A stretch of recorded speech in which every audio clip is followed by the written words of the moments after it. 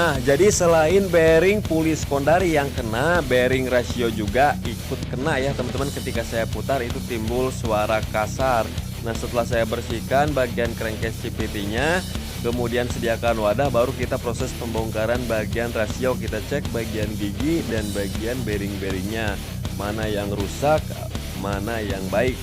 Kita buka saja menggunakan kunci L5. Sediakan wadah di bawah supaya olinya tidak lambereh kemana mandi. Kemudian untuk proses pelepasannya ini harus sabar ya, jangan dipaksa, digoyang-goyang aja dulu seperti ini. Apabila perlu tinggal kita sediakan congkelan. Nah, dan hati-hati cara nyongkelnya, jangan sampai crankcase-nya retak juga ya, jadi perlahan aja, jadi jangan pakai tenaga. Nah, oke, ini udah terlepas. Nah, dan ini ring besar ya, ring cembung di bagian dalam. Kemudian kita cek kondisi di bagian bearing. Nah, biasanya di bearing ini nih yang kena. Kalau bearing roda kan itu jarang, soalnya dia yang paling belakang. Kalau bearing roda kena nanti kelihatan oblak gitu ya. Nah, ini bagian ring-ringnya masih utuh ya, ada semua ring-ringannya. Dan ini pun sudah pernah dibongkar nih, soalnya udah kelihatan dari packingnya itu berbeda. Nah, sedikit ngosrang di bagian bearing puli yang depan ini, ada sedikit ngesrang ya, jadi suaranya itu sedikit nyaring. Nah, di sini juga saya putar-putar, di sini ada sedikit kresek-kresek teman-teman, ada sedikit nyaring juga, jadi wajib kita ganti supaya suaranya halus ya. Nah, kemudian yang ini kita buka dulu ya menggunakan kunci 8 dan ada ringnya. Kemudian sediakan as ya, as kita masukkan ke sini nih biar aman, ketika dipukul itu tidak merusak. Nah, udah terlepas ya teman-teman. Kemudian kita sediakan tang snap-ring, kita buka tang snap-ringnya. Nah, di sini ini mudah nih, sepertinya as pulinya udah kena sedikit untuk dudukan bearingnya ya, tapi tidak apa-apa, masih layak lah. Yang penting gigi rasionya masih bagus. Kemudian untuk melepas bagian bearing yang ini saya gunakan tracker ya. Tracker tarik seperti ini teman-teman. Bisa juga menggunakan lilin, bisa pakai lasan juga bisa, pakai linggis. Kayaknya pakai linggis tidak bisa, soalnya kalau pakai linggis liangnya letik, jadinya takutnya kalau pakai linggis jadinya bejat ya mesinnya. Yang mending kita gunakan tracker aja lah seperti ini. Jadi kita harus ngemodal dulu, apabila nggak ada ya udah teman-teman bawa ke bengkel ya, bawa ke bengkel aja. Jadi perbaiki di bengkel, bawa ngopi, bawa udut seperti itu teman-teman. Dan jangan banyak bicara biar mekaniknya itu fokus ya.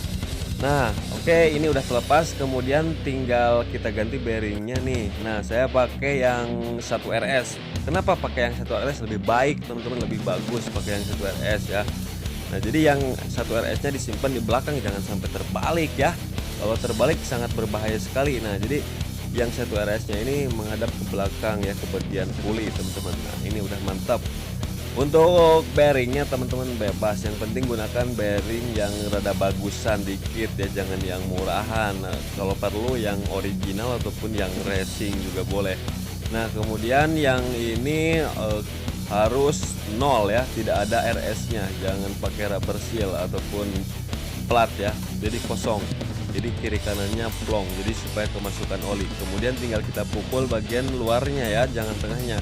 Kalau misalkan kita pukul ataupun dagor bagian tengahnya, nantinya rusak lagi si bearingnya ya.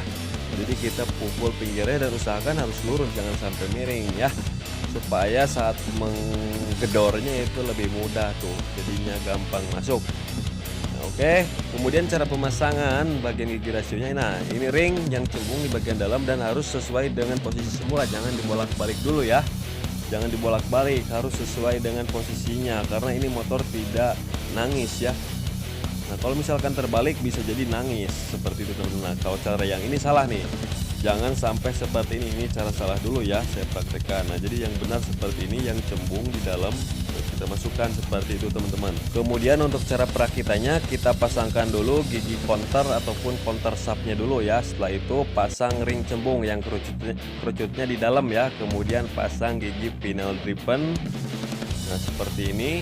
Kemudian baru kita pasang ring nih, ring yang cembung di dalam ya. Nah, di dalam yang tipis ya. Nah, lihat nih seperti itu. Kemudian ring yang rata ataupun datar di luar seperti itu.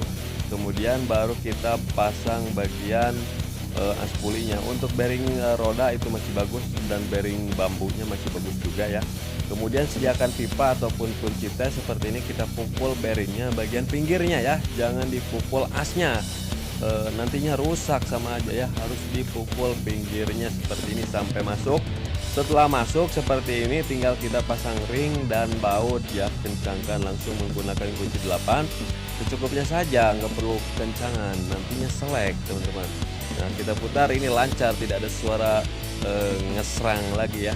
Kemudian perhatikan ada 2 buah pin dowel ya, atas dan bawah. Nah di atas 1 pin dowelnya, di bawah 1 pasang packingnya yang baru, jangan dikasih lem kayak tadi ya. Kalau dikasih lem itu suka ribet, jangan dikasih lem ya, nggak perlu dikasih lem. Kemudian langsung kita pasang sambil kita putar-putar asnya, baru kita bisa mendorongnya.